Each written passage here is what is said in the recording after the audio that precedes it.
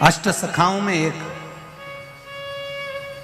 जो नित्य प्रति लाला की लीलाओं का स्मरण करते थे। एक बार उन्होंने अपने पुत्र रघुनंदन से कहा, रघुनंदन तुम ठाकुर जी की सेवा में लग जाओ, मुझे वृंदावन में थोड़ा सा प्रवचन देने के लिए बुलाया गया है। अगर मैं नहीं जाता हूं इन संतों के बीच में, इन साधुओं के बीच में, इन गुरुओं के बीच में, अगर मैं प्रवचन देने के लिए नहीं पहुंचूंगा तो लोग कहेंगे कि इनको अभिमान आ गया, इसलिए मुझे जाना पड़ेगा। रघुनंदन ने पूछा, पिताजी सेवा कैसे करना है? बस मैं सामग्री बनाकर चले जाऊंगा, प्रसाद बनाकर सामग्री रखकर चले जाऊंगा, तुम ठाकुर जी को आरोगा देना, आरोगा कर प्रसादी रख लेना, मैं आऊंगा पालूंगा, आप भी पाले।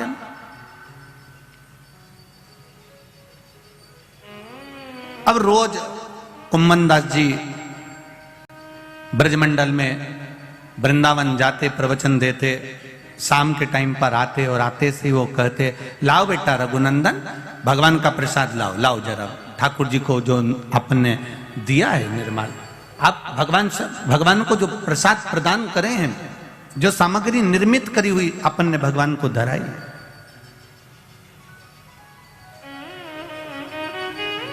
लाइए जरा लाओ। रघुनंदन ने कहा कि भगवान की प्रसादी, हाँ वो तो भगवान पूरी खा गया। कुंभन दास जी बोले, ऐसा हो नहीं सकता कि भगवान पूरी खा जाए। नहीं नहीं नहीं, एक बार भगवान के सामने मैंने प्रसादी रखी और भगवान के सामने रखकर मैं बैठ गया और भगवान से कहा, तुम रोज आते थे, रोज खाते थे, पिताजी तुमको भोग लगाते थे, आज आए क्यों नहीं हो? आपको आना पड़ेगा। छोटा सा बच्चे का रूप रखकर भगवान आते हैं, खाकर चले जाते हैं। कुम्मन दास जी को लगा मेरा बेटा झूठ बोलना चालू कर दिया, इसको भूख लग रही होगी तो खाना चालू कर दिया। रोज 1 दिन हो गया, 2 दिन हो गया, 8 दिन हो गए, 10 दिन हो गए, पर रघुनंदन भगवान का प्रसाद कुम्मन दास जी को नहीं देता। आज कुम्मन दास जी के मन में आ गया कि चलो मैं जरा एकांत में खड़े होकर देखता हूं कि रघुनंदन प्रसाद का करता क्या, आखिर वो प्रसाद जाता कहां है।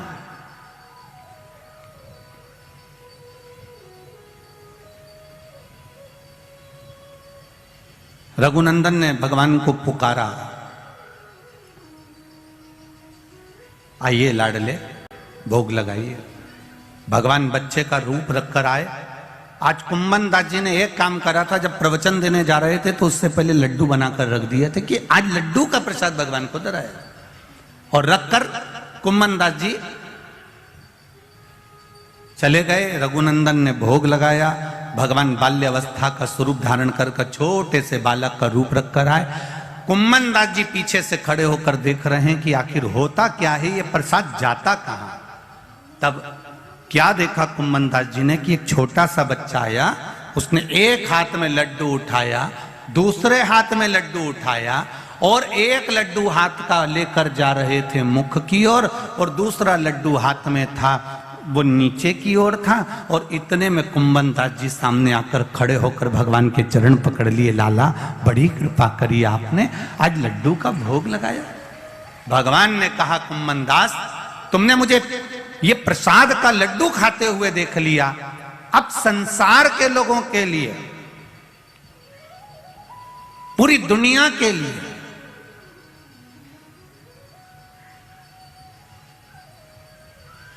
अगर मान लो वो प्रसाद घर में नहीं भी है, मान लो घर में प्रसाद नहीं भी पहुंचा है, तो मेरे भगवान कृष्ण कह रहे हैं, कुम्मन दास तुमने जो लड्डू प्रसाद को मेरे हाथ में देखा है, दुनिया के लोग भले अब घर में प्रसाद पहुंचे ना पहुंचे, पर मेरी ये लड्डू गोपाल की जो मूर्ति है, मात्र अगर इसका दर्शन ही कर लेंगे तो संपूर्ण तीर्थों के प्रसाद का फल उनको प्राप्त हो जाता है।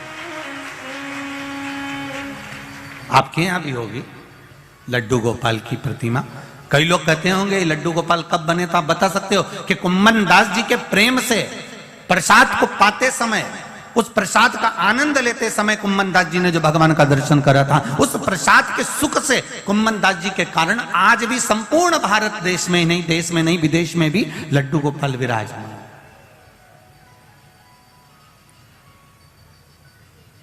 प्रसाद की मूलता को कुम्मन दास जी किया। जैसे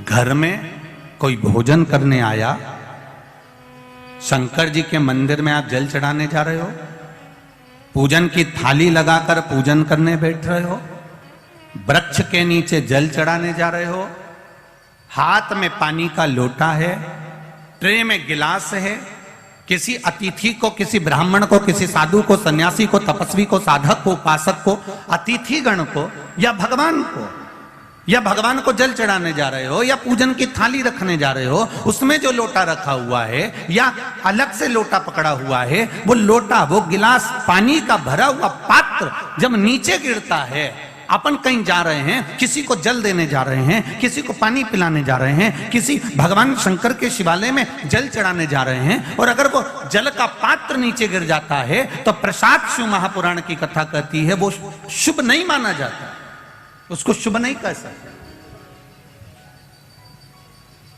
उसको शुभ का सूचक नहीं दे सकते। प्रसाद शिव महापुराण की कथा कहती है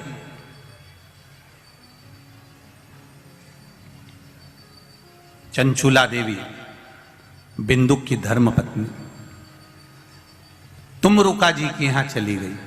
तुमरुका जी से प्रार्थना करी, तुमरुका जी मेरे पति के मोक्षार्थ आप शिव महापुराण की कथा श्रवण करा दो।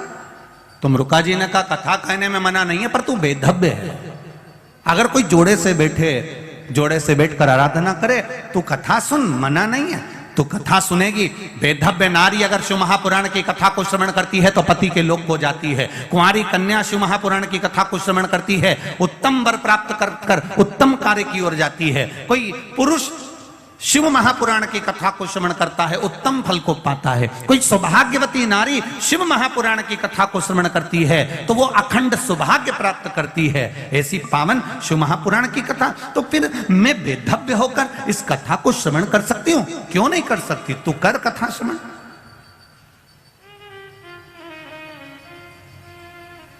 चंचूला देवी ने हाथ में जल लिया, भगवान देवाधिदेव महादेव से प्रार्थना करने जा रही है कि मेरे पति के लिए मैं शिव महापुराण की कथा करवा रही हूं, पर यजमान नहीं है, कोई जोड़ा मेरे पास में नहीं है। माता पार्वती जी ने कहा चंचूला देवी तुम शिव की आराधना करो, शंकर की आराधना करो, वो तुम्हारे यजमान बनेंगे, वो कथा के यजमान बनकर बैठेंगे, जोड़े से मैं बैठूंगी। अब चंचूला देवी पानी लेकर जाती है शंकर जी के मंदिर में चढ़ाने के लिए। जितनी बार चंचूला देवी जल लेकर शिव के चरणारविंद को शिवलिंग पर चढ़ाने के लिए जाती है, बालू का शिवलिंग बनाकर उसकी पूजन करने के लिए जाती है, जितनी बार जल का पात्र हाथ में लेती है उतनी बार पात्र गिर जाता है।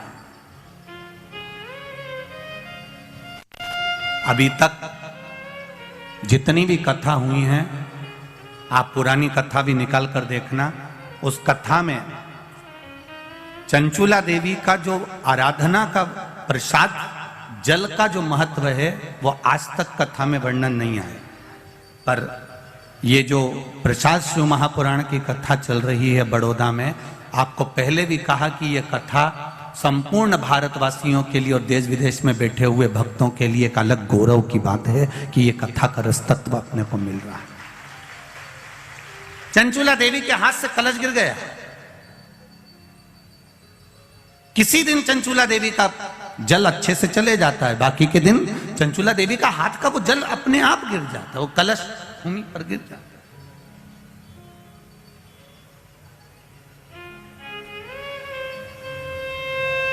फिर चंचूला देवी अंदर जाती है, फिर जल लाती है, फिर शिव जी को समर्पित करती है, पर एक बार का लाया हुआ जल तो नीचे गिर गया। कितनी सुंदर सुंदर बात हमारे यहां शिव महापुराण वर्णन करती है।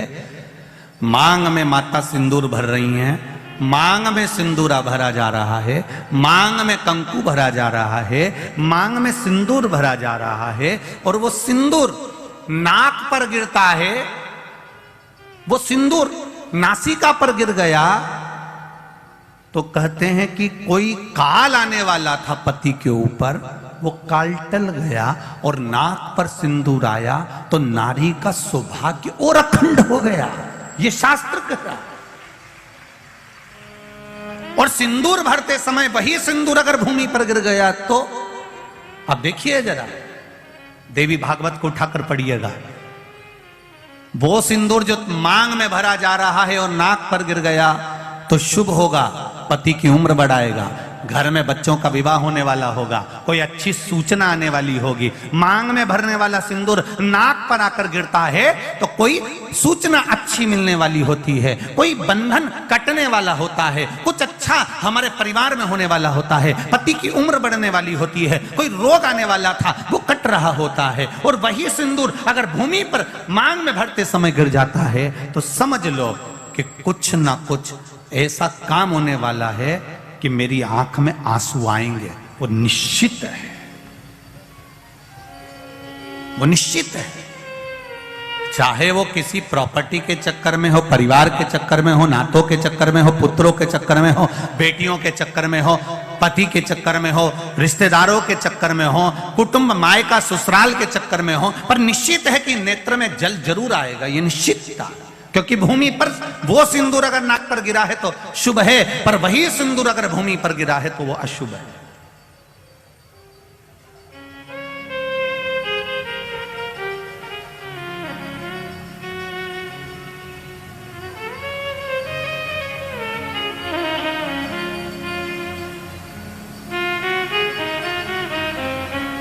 बहुत ध्यान देना जरा, प्रसाद शिव महापुराण की कथा चल रही है।